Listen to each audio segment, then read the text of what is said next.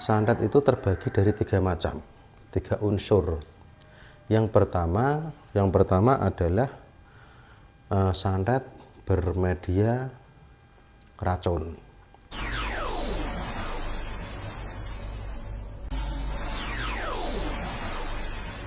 Assalamualaikum warahmatullahi taala wabarakatuh.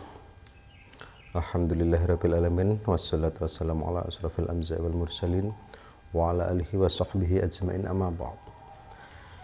Kepada saudara-saudaraku dimanapun Anda berada yang dirahmati Allah dan diberikan keberkahan dalam segala hal, berjumpa lagi dengan saya, Kang Ali Zubaidi. Salam. Sobat-sobatku, saudara-saudaraku, kali ini saya akan memperkenalkan jenis santet. Tetapi banyak orang yang tidak mempercayai santet. Santet itu adalah kata-kata perwilayah. Ada yang namanya santet, ada yang namanya teluh, ada yang namanya tenung. Itu adalah kata-kata perwilayah. Sumber utamanya adalah sihir. Sihir itu bahasa Arab dan bahasa Indonesianya adalah sihir. Nah, terus dijabarkan di bahasa Jawa, di perwilayah-wilayah itu ada kata-kata tadi yang sudah saya ucapkan. Dan santet itu sendiri itu tapi sebelumnya saya mohon maaf, ini pengetahuan saya. Santet itu terbagi dari tiga macam, tiga unsur.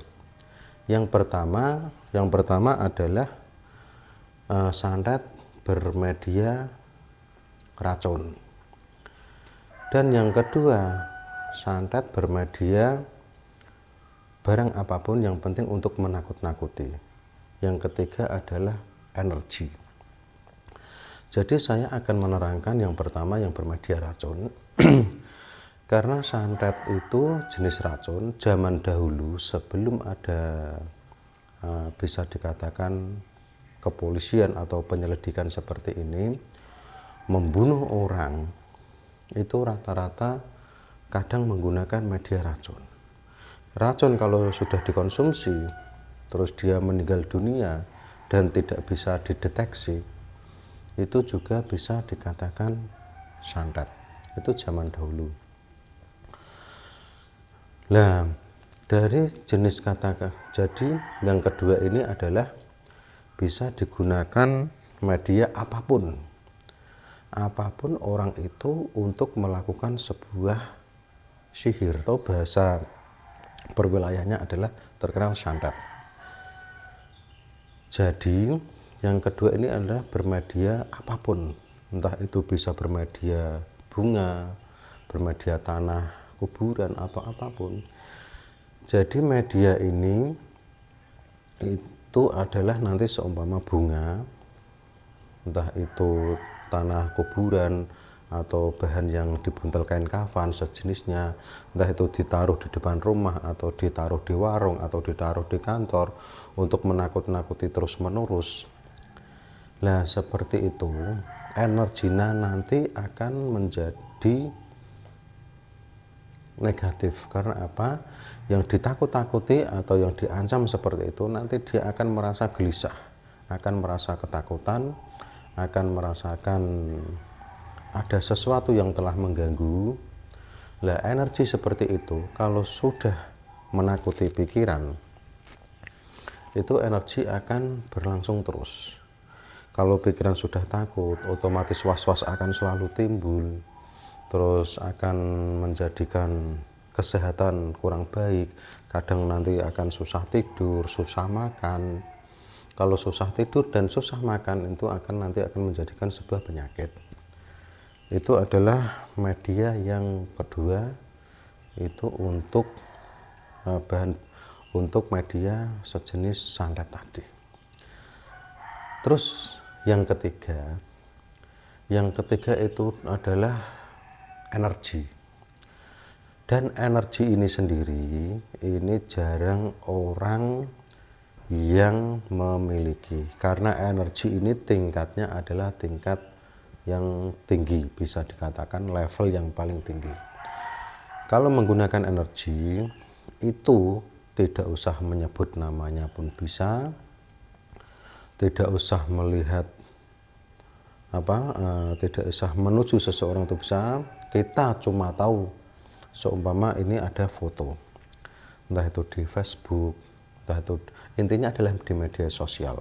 Seumpama kita kenal sama dia, kita ingin menunjukkan ingin menyerang yang kita tuju seperti itu, terus kita yang namanya ahli spiritual itu pasti melakukan sebuah wiridan, dan wiridan itu ditujukan untuk keburukan terus menerus kalau diniati dengan hati yang buruk, hati yang jahat, pikiran yang kotor, insya Allah nanti setan itu akan tahu apa keinginan kita. Kalau keinginan kita untuk keburukan, keinginan kita untuk kejahatan, bisa dikatakan untuk menyantet seseorang, nanti energi itu akan mengalir ke sana. Energi itu akan mengalir ke sana, dan yang kita tuju, ya kita lakukan bisa dikatakan terus-menerus. Itu tanpa menggunakan sarana atau tanpa menggunakan media. Itu insya Allah nanti juga akan tembus. Apa semua orang bisa terkena santet? Sebenarnya tidak semua orang terkena santet. Tetapi ada orang yang bilang orang tidak percaya santet tidak bisa disantet. Dan orang yang tidak mempercayai hal gaib tidak bisa disantet. Itu adalah cuma sebagai pikiran belaka. Tetapi setan itu sendiri atau jin kafir itu sendiri, dia bisa masuk ke tubuh orang itu ada sela-selanya. Bisa dikatakan kalau orang Jawa itu ono selone utawa awake wi ono nase. Nah, jadi seperti itu. Nanti kalau masalah selo itu nanti saya uraikan video berikutnya. Jadi sobat-sobatku, insya Allah ini tadi bisa dimengerti. Ini yang pertama, ini adalah berupa racun. Dan yang kedua adalah berupa media. Media itu banyak. Terserah orang yang ingin berbuat jahat menggunakan media foto lah, media bunga, media garam, media tanah kuburan atau media intinya sejenis itu, tujuannya adalah untuk mengancam, untuk menakut-nakuti. Tetapi media itu diimbangi dengan doa-doa, energi itu terus akan mengalir. Itu, dan tadi yang ketiga adalah berupa energi. Jadi sobat-sobatku dimanapun Anda berada yang dirahmati Allah dan diberikan keberkahan dalam segala hal, kita sebagai orang Islam percaya silahkan, tidak ya silahkan, itu pribadi masing-masing. Tetapi ingat, Nabi Muhammad SAW itu pernah disihir, dan sihir itu adalah bahasa Arab, bahasa Indonesianya adalah sihir, dan bahasa perwilayah di Indonesia, di Jawa Tengah di Jawa bisa terkenal santet, teluh, tenung, guna-guna, seperti itu. Nah, mungkin di luar Jawa juga kata-kata itu hampir sama. Karena apa? Karena penyebaran agama Islam atau penyebaran agama selain Islam itu hampir sama. Dan kata-kata santet, teluh, tenung seperti itu adalah dari orang-orang dahulu, bisa dikatakan zamannya wali-wali atau wali songo.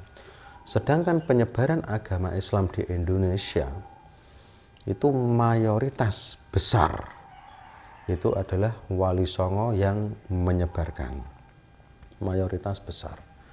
Jadi bisa Anda rasakan dimanapun wali, entah itu di Kalimantan, di Sulawesi, di Sumatera, entah itu di Bali atau dimanapun, di sana ada wali atau ada makam-makam waliullah, itu rata-rata murid dari wali songo. Jadi sobat-sobatku dimanapun Anda berada yang dirahmati Allah dan diberikan keberkahan dalam segala hal, Insya Allah pengertian 3 ini bisa Anda mengerti, bisa Anda pahami. Bagi Anda yang tidak percaya masalah teluh, tenung, santet, guna-guna sihir, itu adalah pribadi masing-masing. Tetapi kalau Anda yakin kepada Allah Subhanahu wa Ta'ala, tidak ada yang tidak mungkin kalau Gusti Allah sudah meridhoi atau memberi ijabah. Jadi sobat-sobatku dimanapun Anda berada, kadang orang tidak percaya yang namanya santet. Itu tidak percaya. Karena apa? Keimanan dia itu kurang mendalam. Dia beriman, tapi kurang, keyakinan dia kurang. Jadi sobat-sobatku dimanapun Anda berada yang dirahmati Allah, insya Allah bisa bermanfaat dan bisa berguna untuk saudara-saudaraku, sobat-sobatku. Apabila ada orang yang ingin bertanya atau ya, masalah santet ada atau tidak, ini bisa diterangkan dan bisa diceritakan untuk sebagai pengetahuan. Tetap satu, kita memohon kepada Allah Subhanahu wa Ta'ala, jangan memohon kepada makhluk halus atau kepada hal-hal yang gaib, kecuali kepada Allah Subhanahu wa Ta'ala. Cukup sekian dari saya. Wassalamualaikum warahmatullahi wabarakatuh. Salam Kang Ali Zubaidi Demak.